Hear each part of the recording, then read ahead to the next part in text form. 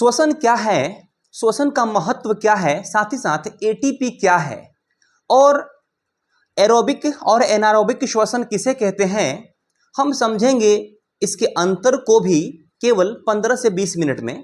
तो आइए, मैं अरविंद कुमार आप सभी का अपने ही YouTube channel Abhijeet online classes पर आप सभी का बहुत बहुत स्वागत करता हूं। तो चलिए, आज हम लोग बाबू समझने वाले हैं क्लास 10th के लिए जो है ना बहुत ही महत्वपूर्ण टॉपिक है और केवल यहीं से आपके एग्जाम में 3 से 4 नंबर जो है ना दिलाने वाले हैं आपको। तो आइए समझते हैं टॉपिक को एक एक करके बच्चे मेरे।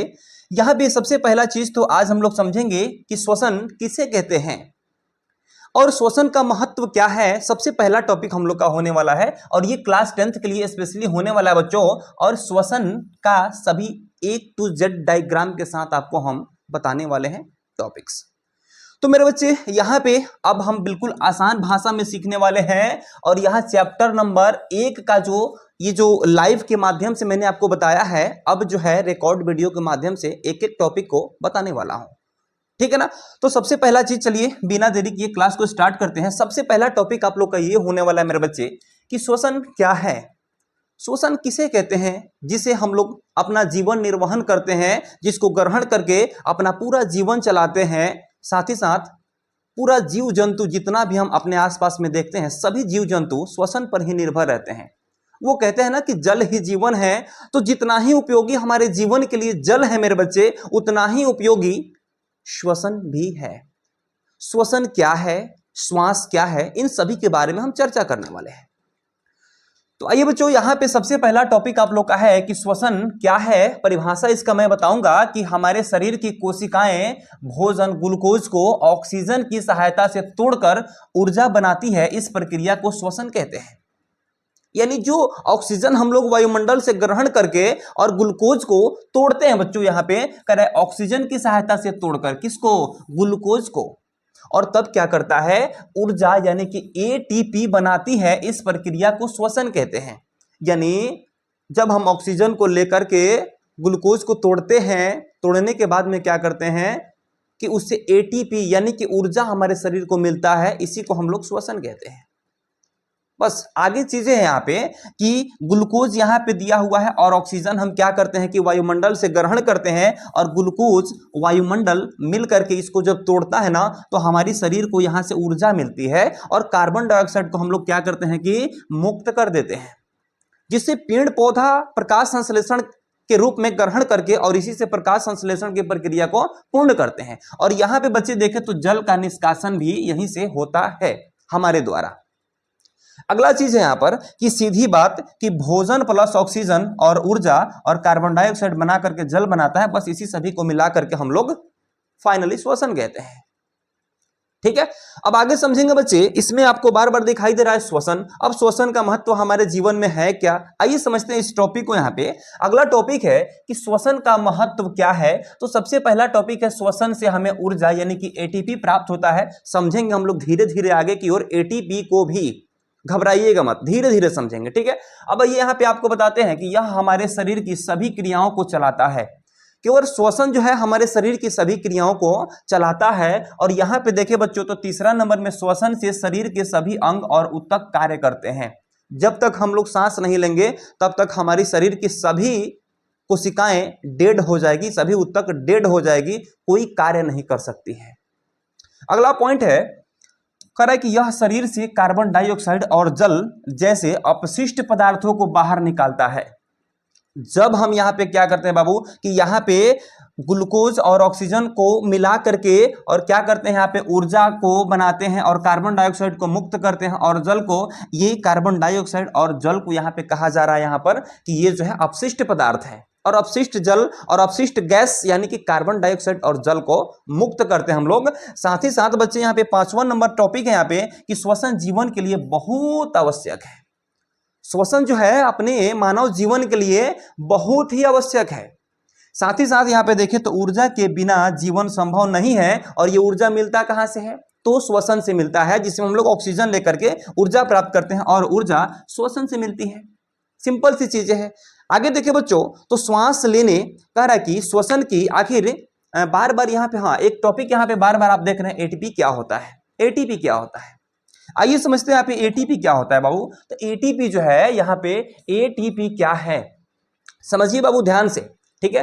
कह कि एटीपी हमारे शरीर की ऊर्जा है। जिस प्रकार किसी गाड़ी को चलने के लिए फ्यूल की आवश्यकता पड़ती है ना, किसी इलेक्ट्रिक यंत्र को चलने के लिए बैटरी की आवश्यकता पड़ती है, ठीक उसी प्रकार हमारे बॉडी में जो है एटीपी बैटरी का काम करता है।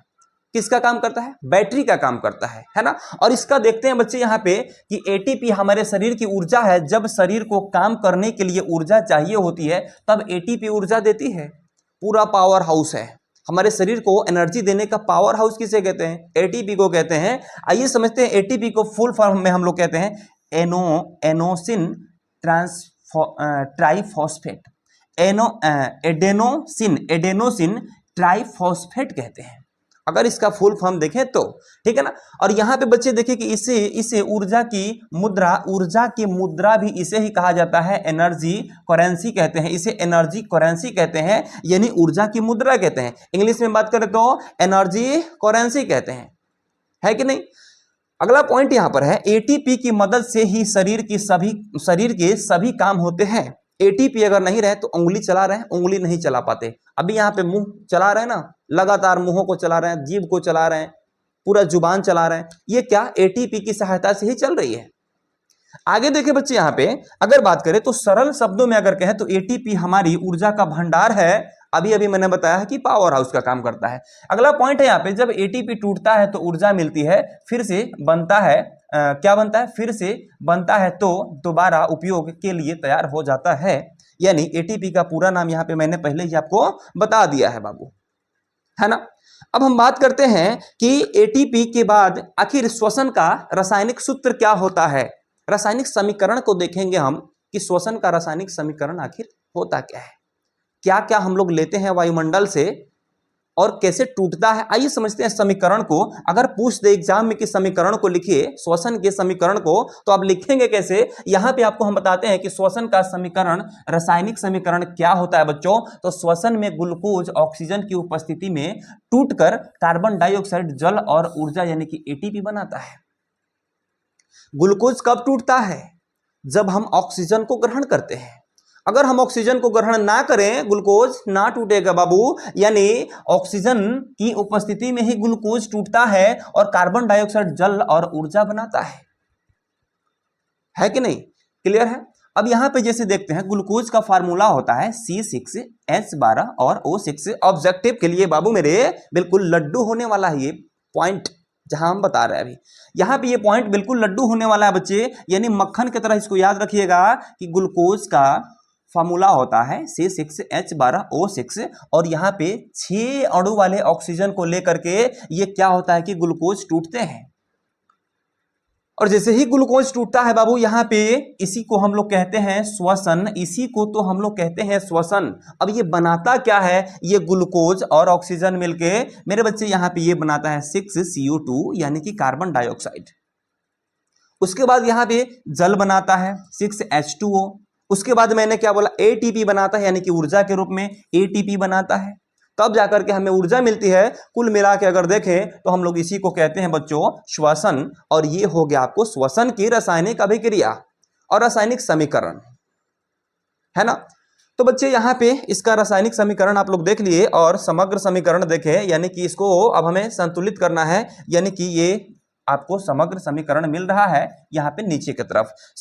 कुल मिलाकर के देखें तो कह सकते हैं 1 अणु ग्लूकोज और 6 अणु ऑक्सीजन मिलकर के 6 अणु कार्बन डाइऑक्साइड का और 6 अणु जल का बनाता है और तब जाके ऊर्जा हमें प्राप्त होता है। सिंपल सी चीजें हैं, है ना। तो यहां से इसका आप क्या निकाल सकते हैं? रासायनिक समीकरण भी लिख सकते हैं। साथ ही साथ चलिए बच्चों अब हम देखते हैं कि ये 2 प्रकार के होते हैं श्वसन, 2 प्रकार के, ठीक है ना। एक को कहते हैं बच्चों, आइए यहां पे समझते हैं इसको। एक को कहते हैं एरोबिक श्वसन और एक को कहते हैं एनारोबिक श्वसन। तो सबसे पहले हम एरोबिक श्वसन के बारे में समझें बच्चों। तो कह देते हैं यहाँ पे कि जब कोशिका में ऑक्सीजन की उपस्थिति में ग्लूकोज को तोड़कर ऊर्जा कार्बन डाइऑक्साइड और जल बनाते हैं तो इसे एरोबिक श्वसन कहते हैं। इसको हम लोग वायवीय श्वसन भी कहते हैं। वायवीय श्वसन भी कहते हैं बच्चों। इसे क्या कहते हैं? हिंदी में वायवीय श्वसन कहते हैं और इंग्लिश में बात करें तो एरोबिक श्वसन कहते हैं। ठीक है, अब बात करते हैं एरोबिक के बाद हम लोग देखते हैं एनारोबिक को। यानी एनारोबिक की अगर हम बात करें तो एनारोबिक श्वसन क्या है? तो जब कोशिका में ऑक्सीजन की अनुपस्थिति में ग्लूकोज का अपूर्ण विघटन होकर कम ऊर्जा यानी कि एटीपी, लैक्टिक अम्ल या इथेनॉल और कार्बन डाइऑक्साइड बनाती है तो उसे एनारोबिक श्वसन कहते हैं।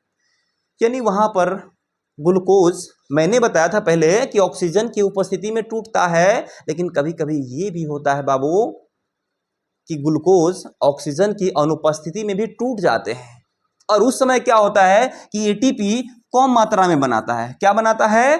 कम मात्रा में बनाता है, यानी कि ऊर्जा बहुत कम ही मिल पाती है। और यहाँ पे क्या होता है, कार्बन डाइऑक्साइड तो मुक्त होती है लेकिन ऊर्जा हमें नहीं मिल पाती है विशेष, है कि नहीं। अब आगे बढ़ते हैं, यहाँ पे समझते हैं कि एनारोबिक श्वसन कहते हैं बस इसी चीज को। अब दोनों में हम समझेंगे अंतर को। हाँ, एक चीज और बताते हैं, इसको अवायवीय श्वसन भी कहते हैं।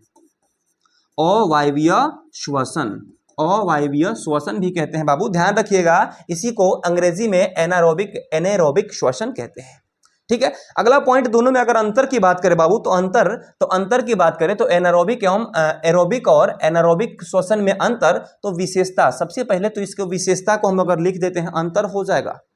जैसे समझते हैं यहां पर कि ऑक्सीजन की आवश्यकता होती है एरोबिक में, इसमें ऑक्सीजन की आवश्यकता नहीं होती है। क्लियर है कि नहीं है? आगे बढ़ते हैं, ग्लूकोज का पूरा विघटन होता है, इसमें ग्लूकोज पूर्ण रूप से टूटता है और उसका शोषण हमारे शरीर को होता है, लेकिन यहाँ पे ग्लूकोज का पूरा विघटन नहीं होता है, पूरा तरह से शोषण हमारा शरीर नहीं कर पाता है बाबू, ध्यान रखिएगा बातों का, है कि नहीं। अगला पॉइंट यहाँ पे है, अधिक ऊर्जा मिलती है। यहाँ पे अधिक ऊर्जा मिलती है, क्यों? क्योंकि ग्लूकोज पूर्ण रूप से टूटा हुआ है। बट यहाँ पे मेरे बच्चे कहें तो कम ऊर्जा मिलती है, क्योंकि ग्लूकोज केवल 2 एटीपी यहाँ पे कर रहा है और यहाँ पे 36 या फिर 38 एटीपी। बताइए 38 में और 2 में कितना का अंतर है? 36 का अंतर हो रहा है। तो यहाँ पे क्या मिलता है ना कि कम ही मिल पाता है ऊर्जा और यहाँ पे बहुत अधिक ऊर्जा मिल पाता है कि नहीं। आगे बढ़ते हैं, यहाँ पे अंतिम उत्पाद अगर देखें तो कार्बन डाइऑक्साइड और पानी बनते हैं और यहाँ पे लैक्टिक अम्ल या फिर इथेनॉल और कार्बन डाइऑक्साइड गैस बनते हैं। गैस ही गैस बन रहा है, जहरीला गैस बन रहा है। और यहाँ पे हमें क्या बनता है? केवल कार्बन डाइऑक्साइड बनते हैं जो कि वायुमंडल में फिर से मुक्त हो जाते हैं। यानी गैस की ज्यादा कोई एसिडिटी की जरूरत ही नहीं है पेट में, है कि नहीं। और यहाँ पे थोड़ा सा ये जो है घटिया यहाँ पे गैस से बन रहे हैं हमारे पेट में, जिससे प्रॉब्लम होते हैं। तो यहाँ पे बच्चे ग्लूकोज हमेशा ऑक्सीजन की उपस्थिति में ही टूटना हमारे शरीर के लिए अति लाभदायक होता है बाबू, है ना। अगला पॉइंट यहाँ पे है क्या? माइटोकॉन्ड्रिया में होता है क्या? तो स्थान, किस स्थान पर यह होता है? तो माइटोकॉन्ड्रिया में होता है, जो इसको भी हम लोग पूरा शरीर के बिजली का पावर हाउस कहा जाता है, माइटोकॉन्ड्रिया।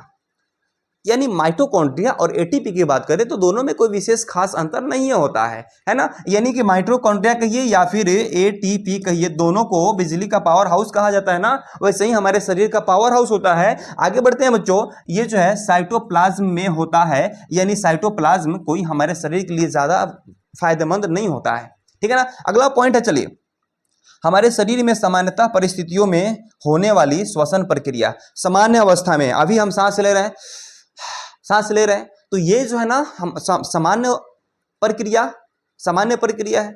यानी हम ऑक्सीजन की उपस्थिति में हमारे शरीर में ग्लूकोज टूट रहा है, लेकिन यहाँ पे अगर बात करें तो अधिक व्यायाम करने पर मांसपेशियों में होने वाली श्वसन प्रक्रिया, जैसे खमीर एक प्रकार का जीव है। इसमें क्या होता है कि कम ही ऑक्सीजन की उपस्थिति में ग्लूकोज टूट जाते हैं, है कि नहीं। तो इस प्रकार से अगर हम लोग देखें तो कई सारे टॉपिक्स को बाबू हम लोग अभी यहाँ पे देख चुके। सबसे पहला चीज तो हम लोग यहाँ पे देखे कि श्वसन क्या है। सबसे पहले तो हम यहाँ पे बाबू ये देखे कि श्वसन क्या है, इसके महत्व को हमने समझा, है कि नहीं। सबसे पहला पॉइंट हम पढ़ लिए, श्वसन क्या है, महत्व को समझ लिए। उसके बाद हमने यहाँ पे देखा मेरे बच्चे, एटीपी के बारे में हमने पढ़ा। क्या पढ़ा? एटीपी के बारे में समझ लिया बाबू, है ना। उसके बाद हमने यहाँ पे समझा क्या, एरोबिक श्वसन के बारे में हमने समझा, एरोबिक श्वसन और एनारोबिक के बारे में हमने समझा, एनारोबिक के बारे में, है ना, एनारोबिक के बारे में समझा, है ना। और दोनों में हमने क्या समझा बाबू, तो यहां पे हमने समझा अंतर, दोनों में अंतर को हमने ध्यानपूर्वक पढ़ा मेरे बच्चे, है ना। तो चलिए इतना सारा टॉपिक्स हम कुछ ही देर में समझ लिए, यानी बहुत सारे टॉपिक को मिला करके कहें तो मक्खन हमने प्राप्त कर लिया बाबू। और एक बार इतना स्ट्रगल के लिए अगर वीडियो अच्छी लगे हो तो बच्चे मेरे लाइक जरूर कीजिएगा और हमसे हमेशा के लिए जुड़ने के लिए चैनल को सब्सक्राइब जरूर कीजिएगा। तो चलिए मिलते हैं अगले वीडियो में। नेक्स्ट वीडियो में हम मिलने वाले हैं, जानते हैं क्या, नेक्स्ट वीडियो में हम पूरा ये जो है श्वसन तंत्र का मेरे बच्चे श्वसन तंत्र का हम क्या लेके आने वाले हैं, सचित्र वर्णन करने वाले हैं, है ना, सचित्र वर्णन करने वाले हैं बाबू, है ना। तो चलिए इस सचित्र वर्णन को आप लोग जरूर देखेंगे बच्चों। तो इन सभी पॉइंट्स को देखने के लिए वेट कीजिए नेक्स्ट वीडियो का। तब तक के लिए मिलते हैं अगले वीडियो में, तब तक के लिए जय हिंद, टाटा, गुड बाय।